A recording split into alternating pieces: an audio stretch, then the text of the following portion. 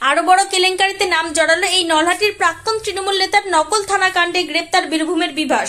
কয়েক মাস আগে নিয়োগ দুর্নীতিতে যোগসূত্র পাওয়া গেছিল বিভাসের, অন্তত এমনটাই দাবি করেছিলেন কেন্দ্রীয় তদন্তকারী সংস্থা।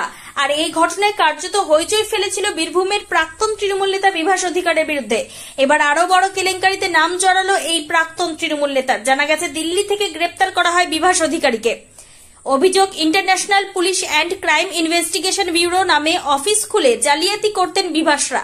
নিয়োগ কেলেঙ্কারিতে নাম জড়িয়েছিল বীরভূমের এই বিভাস অধিকারীর। সেই বিভাসকে দিল্লি থেকে গ্রেপ্তার করল পুলিশ। আন্তর্জাতিক তদন্তকারী সংস্থার নামে ভুয়ো থানা খুলে জালিয়াতির অভিযোগ ওঠে বিভাস অধিকারীর বিরুদ্ধে। জানা যায় গৌতম বুদ্ধ নগর থানার পুলিশ গ্রেপ্তার করে তাকে। সূত্র মারফত খবর, একমাত্র বিভাসই নন, এই ঘটনায় মোট 6 জনকে গ্রেপ্তার করেছে পুলিশ।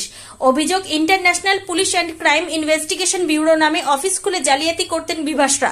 আন্তর্জাতিক তদন্ত সংস্থা বলে দাবি করে বিভিন্ন ব্যক্তিকে জিজ্ঞাসাবাদের নামে ডেকে এনে মোটা অঙ্কের টাকা তোলা হতো।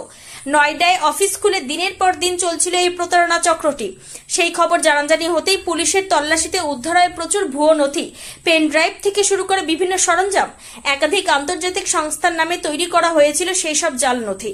জানা গেছে বিভাস অধিকারীর বাড়ি বীরভূমের নলহাটি 2 নম্বর ব্লকে শীতলপুর গ্রাম পঞ্চায়েতের কৃষ্ণপুর গ্রামে। মানিক ভট্টাচার্য এবং পার্থ চট্টোপাধ্যায়ের ঘনিষ্ঠ হিসেবে বিভাসের নাম উঠে এসেছিল। তাদের সঙ্গে আর্থিক লেনদেন ছিল বলেও দাবি করেছিল কেন্দ্রীয় তদন্তকারী সংস্থা। একসময় তৃণমূলের ব্লক সভাপতিও হয়েছিলেন। নলহাটির গ্রামে রয়েছে বিভাসের মালিকানাধীন বিএড কলেজ, রয়েছে আশ্রম, আর তার পাশেই আছে স্টাফদের থাকার কোয়ার্টার। ইডি, সিবিআই একাধিকবার তাকে নিয়োগ মামলায় জিজ্ঞাসাবাদ করে। তার বাড়ি ও অফিসে অভিযানও চালায় কেন্দ্রীয় তদন্তকারী সংস্থা। এরপরে আবার পুনরায় এই ধরনের ঘটনায় চাঞ্চল্য ছড়িয়েছে বীরভূমে। প্রাইভেট কলেজ শুনেছি, প্রাইভেট হসপিটাল শুনেছি, প্রাইভেট স্কুল শুনেছি, প্রাইভেট থানা শুনিনি।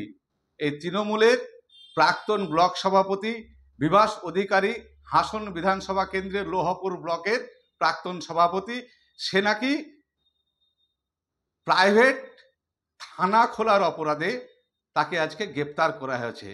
তৃণমূলের পক্ষে সবই সম্ভব, এটা বুঝতে পারলাম।